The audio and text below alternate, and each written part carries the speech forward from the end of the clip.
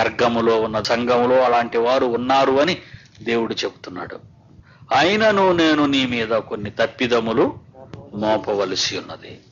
విగ్రహములకు బలి ఇచ్చిన వాటిని తినునట్లు, విగ్రహాలకు బలి ఇచ్చినవి తినునట్లు అంటే విగ్రహములకు బలి ఇచ్చినవి తినకూడదు అన్నాడు.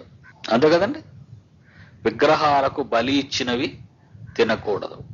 చూద్దాం, రోమిలికి రాసిన పత్రిక 14:14లో తినటం గురించి విశ్వాసము విషయమే బలహీనుడైన వానిని చేర్చుకొనుడి, అయినను సంశయములను తీర్చుకొనుటకు వాదములను పెట్టుకొనవద్దు. ఒకడు సమస్తమును తినవచ్చునని నమ్ముచున్నాడు, మరొకడు బలహీనుడయ్యుండి కూరగాయలనే తినుచున్నాడు అని చెప్తున్నాడు.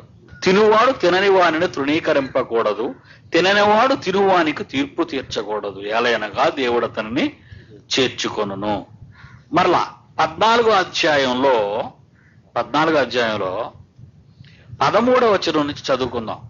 13వ వచనం నుంచి, కాగా మనం ఇక మీదట ఒకనికొకడు తీర్పు తీర్చక ఉందొమ్మిది గాక సహోదరునికి అడ్డమైనను ఆటంకమైనను, ఇది ఇంపార్టెంట్, సహోదరునికి అడ్డమైనను ఆటంకమైనను కలుగజేయకుందుమని మీరు నిశ్చయించుకొనుడి. క్రొత్త నిబంధన వచ్చింది. సత్యం పరిపూర్ణం అయ్యేటప్పటికీ అన్వయించుకోవలసిన వచనాలు ఇవన్నీ. సహజముగా ఏదియు నిషిద్ధము కాదని నేను ప్రభువు అయిన యేసు యందు ఎరిగి రూఢిగా నమ్ముచున్నాను. అయితే ఏదైనాను నిషిద్ధమని ఎంచుకుని వానికి అది నిషిద్ధమే. జాగ్రత్తగా వినాలి ఈ కండిషన్, ఈ క్లాజ్. సహజముగా ఏదియు నిషిద్ధము కాదు, అయితే సహజముగా ఏదియు నిషిద్ధము కాదని నేను ప్రభువు అయిన యేసునందు ఎరిగి రూఢిగా నమ్ముచున్నాను. అయితే ఏదైనాను నిషిద్ధమని ఎంచుకుని వానికి అది నిషిద్ధమే అన్నాడు. దేవుడు సృష్టించిన ప్రకృతి అంతా మంచిది, ఏదైనా నువ్వు తినొచ్చు, దేనినైనా నువ్వు తీసుకోవచ్చు. కానీ నీకు తినటానికి ఇష్టం లేదనుకో, మానేయి, తినకు అన్నాడు అని కిందనే ఎందుకు ఈ మాట చెప్పాడో రాస్తున్నాడు. ఎందుకు కొన్ని నువ్వు నిషిద్ధం అంటున్నావు, కొన్ని అన్నీ తినొచ్చు అంటున్నాడు, నిషిద్ధం అయితే మానేయమంటున్నాడు. ఈ మాటలు చెప్పడానికి దేవుడు ఏంటి, అసలు లోపల ఉన్న అర్థం ఏంటి అంటే ఆయన 15వ వచనంలో చెప్తున్నాడు. నీ సహోదరుడు నీ భోజనం మూలముగా దుఃఖించిన ఎడల, నీ సహోదరుడు నీ భోజనం మూలముగా దుఃఖించిన ఎడల నీవికను ప్రేమ కలిగి నడుచుకొని వాడవు కావు. ఏదైనా తినవచ్చు అని అన్నాడని నీ పక్కనున్న సోదరుడు, నీ సోదరుడు యేసును నమ్మినవాడు, నీవు అది తింటే అతడు సహించలేకపోతున్నాడు కనుక అతని కొరకు నువ్వు మానేయడం మంచిది. కానీ నువ్వు అది తిన్నావే అనుకో, ఏదైనా దేవుడు తినమన్నాడు కదా, నేను తింటాను, వాడేమనుకుంటే నాకేంటి అని గాని నువ్వు తింటే, 15వ వచనం, నీ సహోదరుడు నీ భోజన మూలముగా దుఃఖించిన ఎడల నీవికను ప్రేమ కలిగి నడుచుకొని వాడవు కావు.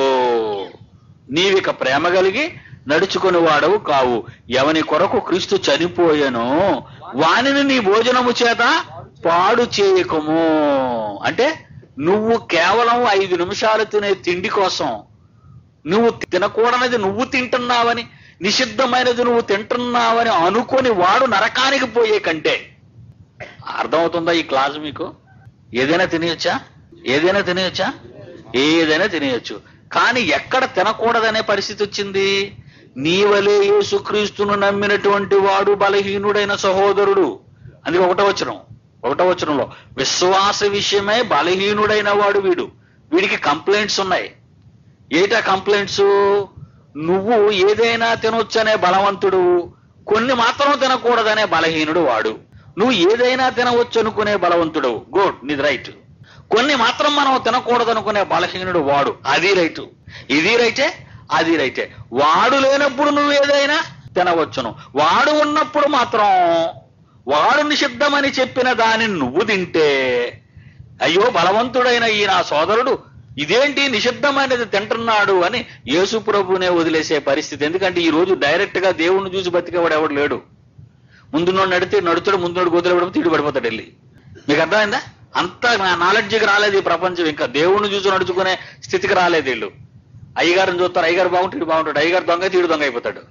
అందుకే పౌలు అన్నాడు, మమ్మును చూచి దేవుని వాక్యమును అతిక్రమించకూడదని నేర్చుకోండి అన్నాడు. సువార్త అందరికీ ప్రకటించి నేను భ్రష్టుడిని అయిపోతునేమో అన్నాడు పౌలు. అన్నాడా లేదా? మరి అన్నాడంటే అర్థం ఏంటి? ఆయన భ్రష్టు అయిపోతాడా? కనుక ఆ స్టాండర్డ్కి ఇంకా ఈ ప్రపంచం రాలేదు, వదిలేయండి అందాక. కనుక అప్పుడు నిన్నే చూస్తున్నాడు వీడు, బైబిల్ కూడా చూడటం నిన్నే చూస్తున్నాడు. కనుక నీ సహోదరుడు నీ భోజనము వలన అతడు నిశ్శబ్దం అనుకున్నది నువ్వు తిన్నావనే ఆవేదనతో యేసు ప్రభువును వదిలేస్తాడు. ఆయనే చేసాడండి. కనుక నన్నే వదిలేసే పరిస్థితి ఎందుకు వచ్చింది వాడికి? నీవు ఏశావులాగా కక్కుర్తిపడ్డావు. చిన్న తిండి, కొంచెం తిండి కోసం, ఆ తిండి కోసం నువ్వు కక్కుర్తి పడితే నీ సోదరుడు పాడైపోతాడు. ఇతర గురించి చేసి చనిపోయాడు కదా, ఆ చనిపోయే బలి కార్యక్రమాన్ని పాడు చేసేస్తు నువ్వు అంటున్నాడు దేవుడు. కానీ ఇప్పుడు తినాలా వద్దా? ఏమంటే తినాలా వద్దా? తినకూడదు. వీడు లేకపోతే తినొచ్చా తినకూడదా? అదండి, జాగ్రత్తగా ఉండాలి మీరు. సమయము సందర్భాన్ని బట్టి చూడాలి. ఒకవేళ నువ్వు తింటుండగా సడన్ గా వచ్చాడు అనుకోండి, అది పాయింటే కదండి. దానికి కూడా ఎక్స్ప్లెనేషన్ ఇచ్చాడు. చూడండి ఎంత గొప్ప దేవుడు, దానికి కూడా మంచి ఎక్స్ప్లెనేషన్ ఇచ్చాడు. 1 కొరింథీ 10వ అధ్యాయం 27వ వచనం. 1 కొరింథీ పత్రిక 10వ అధ్యాయము 27. అవిశ్వాసులలో ఒకడు మిమ్మును విందుకు పిలిచినప్పుడు, అవిశ్వాసులు అంటే దేవుడు నమ్మనివాడు. దసరా పండుగ చేస్తున్నాడండి, గొర్రె పిల్ల కోసుకున్నారు, అదే కదండి, గొర్రెలు కోసుకుంటారు, పుట్టేళ్లు కోసుకుంటారు దసరా రోజు. అతను మీ స్నేహితుడు లేదా మీ పక్కింటోడు మిమ్మల్ని భోజనానికి పిలిచాడు, క్లోజ్ ఫ్రెండ్ కదండి, భోజనానికి పిలిచాడు. అప్పుడు మీరేం చేశారు? వెళ్ళుటకు మీకు మనస్సుండిన ఎడలా మీకు వడ్డించినది ఏదో మీరు వెళ్ళండి. వెళ్ళిన తర్వాత మిమ్మల్ని డైనింగ్ టేబుల్ మీద కూర్చోబెట్టి వడ్డించినది ఏదో దానిని గురించి మనస్సాక్షి నిమిత్తము ఏ విచారణ చేయక నువ్వు టైట్ గా తినేమన్నాడు నిన్ను. జాగ్రత్తగా వినాలి. ఇది చాలా మందికి తెలియదు, అసలు క్రైస్తవులకు తెలియదు ఈ సంగతి. సోకాళ్ళు ఏసీటీసీ, బైబిల్ యూనివర్సిటీ సిరంపూర్లోనే వాళ్ళకు కూడా తెలియదు, ఆ ప్రొఫెసర్లకు కూడా తెలియదు. ఇది చాలా జాగ్రత్తగా మనం విడదీస్తున్నాం దేవుని వాక్యాన్ని, చాలా జాగ్రత్తగా. పిలిచాడు.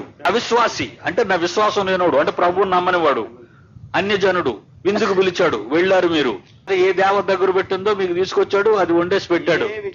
ఏ విచారణ చేయకుండా తినండి అన్నాడు. ఎందుకంటే బొమ్మ దగ్గర పెట్టినంత మాత్రంలో అది ఏమైపోద్దండి? అది ఏమవుతుందండి? అక్కడ ఉంటే కదా, అక్కడ పవర్ ఉందా? నువ్వు తినడం మానేస్తున్నావు అంటే అర్థం ఏంటి? దేవత ఉందని, దాని ఒక పవర్ ఉందని నువ్వు ఒప్పుకుంటున్నావు. జాగ్రత్త. నీవు బలవంతుడవు, అక్కడ పెట్టినంత మాత్రంలో ఏమీ జరగదు. మరో మాట చెప్పమంటారా? మేక మాంసం బజార్ నుంచి కొని తెచ్చుకుని వండుకున్న వాళ్ళు చేతులు ఎత్తండి. మేక మాంసం అండి, భయమేమి లేదండి, చెప్పండి. తింటున్నారా లేదా మీరు? దించండి. అది హలాల్ చేయబడినది. అంటే ముస్లిమ్స్ దాన్ని కోస్తారు. కోసేటప్పుడు వాళ్ళ దేవుణ్ణి స్మరించుకుంటూ పూజ చేసి కోస్తాడు. మీరెందుకు తింటున్నారు? పాస్టర్ గారు కేజీ తెచ్చుకుంటాడు.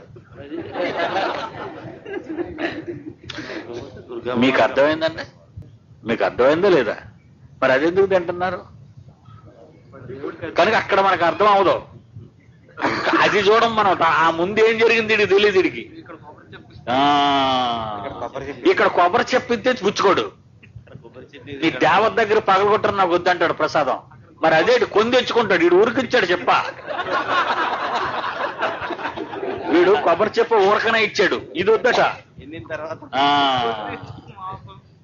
అది ఎండబెట్టిన తర్వాత నూనె అమ్ముతాడు, కొబ్బరి నూనె, అది రాసుకుంటాడు తలకి. వీళ్ళని అందుకేనండి నాస్తికులు గాని హేతువాదులు గాని కమ్మలు కడతారు మనల్ని. అలాంటి కమ్మలు అక్కడ మాట్లాడరు ఈ భక్తులు. ఈ సోకాళ్ళు భక్తులు చూసారా, అక్కడ సమాధానాలు చెప్పలేరు. నాస్తికులు హేతువాదులు ఇలాంటి ప్రశ్నలు అయితే ఏం చెప్తారు వీళ్ళు? ఏనైనా 27. అవిశ్వాసులలో ఒకడు మిమ్మును విందుకు పిలిచినప్పుడు వెళ్ళుటకు మీకు మనస్సుండిన ఎడల మీకు వడ్డించినది ఏదో దాని గురించి మనస్సాక్షి నిమిత్తము ఏ విచారణ చేయక తినండి.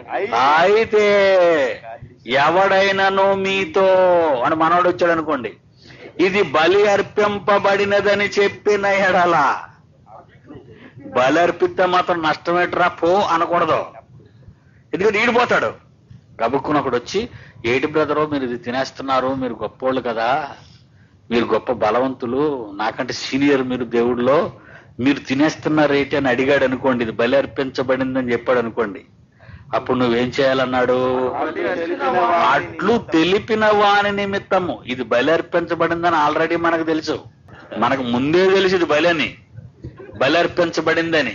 కానీ ఇతను వచ్చి చెప్పాడు ఇది బలి అర్పించబడింది అని. నాకు ముందే తెలుసు అన్నాం అనుకోండి, టక్కన పోతాడాడు. అందుకే మనం ఏమనకూడదు. ఏమనకుండా ఏం చేయమన్నాడు? అట్లు తెలిపిన వాని మనస్సాక్షి నిమిత్తమును తినకుడి. ఓహో అవునా, అవును కదూ అని లేచిపోవాలంతే. ఎందుకంటే ఆ సోదరుని గురించి దేవుడు సిలువలో రక్తం కార్చాడు. మనం ఒక పూట తిండి కోసం వాడిని పాడు చేయకూడదు. ఇలాంటి మెలకువ నీకుందా? బలి అర్పించిన దాని తినుట. ఏమన్నాడు ఇక్కడ మొదటి పాయింట్ లో? విగ్రహములకు బలి ఇచ్చిన వాటిని తినునట్లును. అంటే ఎంత సెన్సిటివ్ గా నువ్వు ఉండాలా. అంటే వీళ్ళు ఎలాంటి వాళ్ళు అనమాట, ఏదైతే ఇంటి పెట్టే తినేస్తాం ఆడేలా పోతే మనకేంటనే రకాలు. అలాగా ఉండకూడదు, ఇలాగా ఉండకూడదు. ఈ మేలు జరిగేటట్టుగా మీరు ఉండాలంతే, న్యాయం జరిగేటట్టుగా మీరు చూడాలి. అంటే అంత స్మూత్ గా, అంత సెన్సిటివ్ గా క్రైస్తవులుగా మనం ఉండాలి అంటున్నాడు. ఈ జాగ్రత్త పెర్గములో ఉన్నటువంటి వాళ్ళకి లేదు.